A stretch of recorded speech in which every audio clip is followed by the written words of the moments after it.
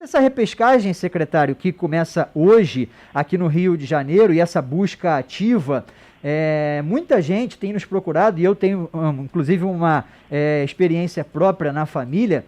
A minha filha iria se vacinar no início do mês, agora só no final de semana, porque ela contraiu Covid, assim como eu, minha esposa, e agora só no sábado ela vai poder se imunizar. Como é que vai ser o calendário a partir de agora? Essa repescagem, quem perdeu o prazo vai poder ir e contabilizando aí o período, né? Se for a Coronavac, é uma data para tomar a segunda dose, o reforço. Se for a dose pediátrica da Pfizer, é diferente. Tem muito ouvinte ainda com uma certa dúvida e é importante a sua presença aqui para esclarecer. É isso, hoje a gente finalizaria o calendário, né? Todas as crianças já poderiam ter sido vacinadas, a gente finaliza o grupo de 5 anos ou mais, mas infelizmente a gente tem uma cobertura muito baixa, uma cobertura que não chegou a 50% das crianças vacinadas ainda. É normal, isso acontece em algumas campanhas, o ideal é que não aconteça, o ideal é que as pessoas procurem vacinar os seus filhos o quanto antes, e a gente prorroga a partir de hoje a campanha de vacinação para Covid infantil por mais 45 dias. Então, os pais ainda terão mais 45 dias para poder levar os seus filhos para se vacinar. E a gente recomenda que se vacine o quanto antes. Também a gente já está prevendo e planejando para aplicar a segunda dose em 28 dias das crianças que tomaram a Coronavac e em 8 semanas para as crianças que tomaram a vacina da Pfizer infantil, da Pfizer pediátrica, né? Secretário, diante das últimas declarações de que a gente está enfrentando na vacinação infantil contra a Covid o pior desempenho que a Secretaria Municipal de Saúde encontrou aí no que diz respeito à vacinação desse público, queria que você falasse também sobre o início da busca ativa, qual a importância e como que acontece essa busca para poder chegar até as crianças que poderiam ter se vacinado, mas ainda não foram. A gente tem 2 principais movimentos agora. O principal movimento dos agentes comunitários de saúde, que estão batendo a lista das suas crianças, das crianças que estão sob a sua responsabilidade, para ver quais as vacinas estão atrasadas naquelas crianças. Não só as vacinas para a Covid, mas também para outras doenças. E amanhã a gente começa um programa junto com a Secretaria de Educação, com o secretário Renan Ferreirinha, nas escolas. Cada escola vai ter um dia específico de vacinação na escola, com a autorização dos pais, no fim do turno escolar, no período da manhã e no período da tarde. A gente vai estar com a equipe de vacinação lá preparada, já previamente agendada, para vacinar as crianças que porventura ainda não tenham se vacinado. Claro, então são 2 movimentos distintos, mas que um começa hoje e o outro começa a partir de amanhã. Claro que tem que ter a presença do responsável, né, secretário, sobre essa vacinação, mas importante o que o secretário está falando. Então, no fim do expediente, ali, a criança que estuda de manhã, no final da aula, iniciozinho da tarde, por exemplo, ela vai poder tomar a vacina, e a mesma coisa na aula da tarde, né, no turno da tarde, quando acabar também o ensino, aí vai ter essa possibilidade. É mais uma ação importante, começa amanhã então, né, para tentar estimular e aumentar esses números que não chegaram nem a 50%, como bem destacou o Sorange, né? É isso, amanhã, então no turno da manhã, das 11 da manhã ao 12h30, e no turno da tarde das 15h30 às 17 horas, sempre com o responsável presente ou com uma autorização por escrito desse responsável para a vacina. Secretário, aproveitar a sua presença, a sua assessoria acaba de divulgar o boletim epidemiológico aqui da cidade do Rio de Janeiro. Num breve resumo, a Secretaria encontrou queda sustentada dos casos de Covid-19 confirmados na cidade, além da redução da taxa de positividade, que entre os dias 12 e 14 de janeiro chegou a superar 40%, mas no último dia 6 caiu para mais ou menos 17,5%. Boletim também mostrando dados da incidência da doença por faixa etária, e logo de cara chama a atenção que em 2022, a gente está em fevereiro, já temos mais casos do que registramos em 2021 inteiro, em 2020 inteiro. Apesar disso, são poucos casos graves, são poucas mortes, a taxa de letalidade é de 0,1 contra 5,5 no ano passado, 8,7 no ano retrasado. mostrando também como a campanha de vacinação avançada é fundamental para reduzir as mortes, reduzir os casos graves, dando um exemplo prático. Ano passado, o secretário, foram 294 mil casos mais ou menos, sendo 43 mil graves e 16 mil mortes. Esse ano, 337 mil casos, ou seja, já superamos em menos de um mês e meio, sendo que só 1.800 casos graves e 435 mortes. Claro que não são só 435, são vítimas, mas é uma redução bem expressiva. E aí para você comentar esses dados, por favor, secretário, queria já emendar também numa pergunta. A chegada dessa subvariante da Omicron preocupa? Pode ser um passo atrás nessa redução que a gente está observando agora, ou a tendência é manter mesmo essa queda agora nos indicadores?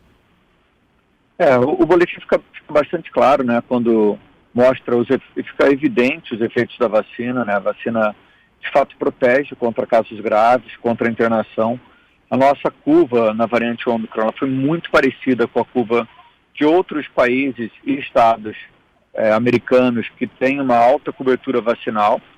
Então ela ocorreu muito rápido, uma disseminação muito intensa do vírus da variante Omicron pela cidade. E durou 3 semanas e começou uma queda também bastante intensa da mesma velocidade. Então ela fez exatamente a curva dos outros países, uma alta disseminação e depois com uma queda bastante acelerada, que é o que a gente está acompanhando hoje. Na subvariante, a gente já tinha percebido que a subvariante estava circulando em conjunto com a variante original, com a variante Omicron. Então, muito provavelmente ela foi introduzida num período muito próximo da variante Omicron. O primeiro caso que foi identificado foi uma mulher de 43 anos, com sintomas muito leves, que tinha tomado as 3 doses da vacina, e ela fez a coleta do exame no dia 14 de janeiro. Então, provavelmente ela pegou antes de 14 de janeiro, ela nunca viajou, e os familiares próximos a ela, que também tinham Covid, não viajaram. Então, é um caso que a gente já pode falar que desde janeiro, desde de meados de janeiro, a gente já tem essa variante, a subvariante circulando junto com a variante e sem nenhuma alteração no cenário epidemiológico. Então, muito provavelmente a subvariante vai se comportar do mesmo jeito que a variante original, sem causar alteração no cenário, né? Tem sempre aquela pergunta de ouvintes, eu contraí Covid-19, como é que fica a minha imunidade? Se foi a Omicron, essa subvariante, eu posso ser infectado, mesmo nesse período aí de 2 meses, que seria um período que você ficaria livre, entre aspas. São perguntas que chegam muito aqui no nosso WhatsApp dos nossos ouvintes, secretário.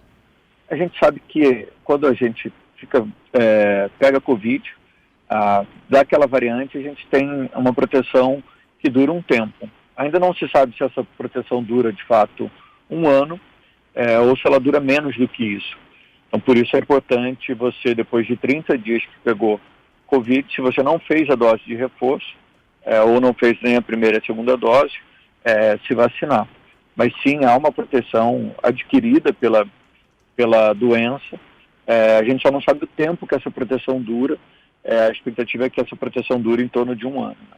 Secretário, você tem reforçado também bastante o número alto de pessoas que ainda não retornaram para tomar a dose de reforço. E a gente até ponderava aqui na programação que parte dessas pessoas, e eu digo isso até porque temos os ouvintes de termômetro, não tinha retornado ainda porque se infectou pelo coronavírus e precisava esperar 1 mês. Só que aí já tem um tempinho também que você vem batendo nessa tecla. Olha, são centenas de milhares de pessoas que não voltaram ainda. Pode me corrigir se eu tiver errado e já tiver mudado isso. Vocês estão começando a notar, porque o surto da Omicron ele está passando, então já está dando 1 mês de grande parte dessas infecções. Está tendo uma aceleração nessa busca pela dose de reforço das pessoas que estavam atrasadas ou continua questão das férias também, né? Pessoas que não estavam na cidade, de repente viajaram, estão retornando agora, teve a volta às aulas, os pais também com as crianças. Está melhorando ou o número ainda é muito alto, secretário? O número ainda é muito alto, né? São 660 mil cariocas que não voltaram a tomar a dose de reforço.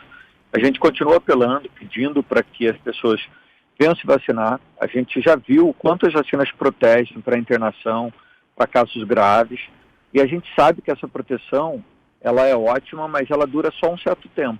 Depois de 4 meses, essa proteção começa a cair. E é por isso que você tem que tomar a dose de reforço de novo. Hoje a gente está entrando num cenário epidemiológico de novo, muito favorável, com uma queda sustentada de casos, com uma queda de positividade, com o Ômicron gradativamente, cada dia que passa, indo embora e ocupando menos espaço aí no mapeamento viral.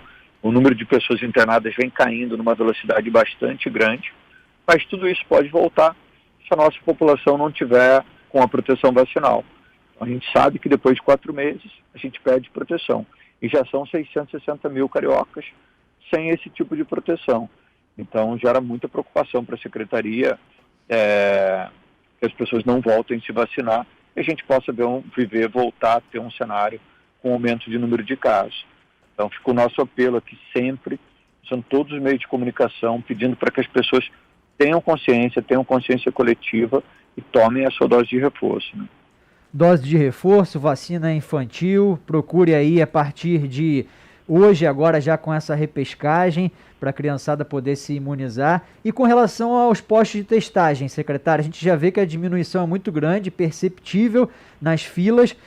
Há um cronograma já para diminuir também, inclusive alguns postos ficam em escolas, aquele CIEP que fica ali no Leblon, na Ação Rubro-Negra, com atendimento de excelência, inclusive.